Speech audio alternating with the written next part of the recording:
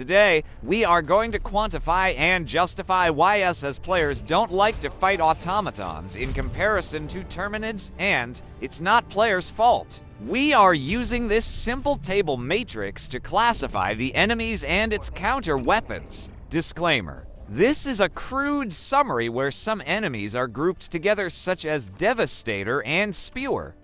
The weapon highlights are based on my personal preference for face-to-face encounter. When the Terminid and automaton units are ported side by side, we starts to see obvious difference between the factions and issues with our Helldivers weapon and stratagem inventory. First, almost half of Terminid unit types do not have armor.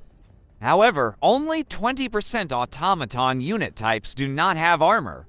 This renders most primary weapons useless if they don't have explosive perks. Second, 7 out of 9 Terminid do melee attack, but only 2 out of 10 automaton types do melee damage.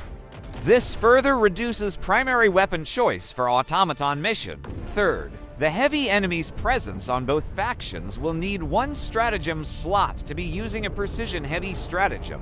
Fourth, the highly mobile air unit also drive one stratagem slot for the 1 out of 6 cannon types. Fifth, anti-air turret, mortar, watchtower, and radar tower make engagements more complex.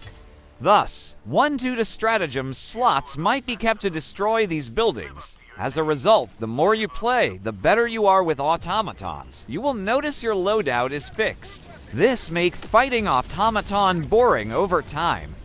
Polar Warbone is unpopular for the same reason as it does not create new combination playstyle with the newly added weapons. For future Warbone, Arrowhead need to make sure this factor is placed into consideration.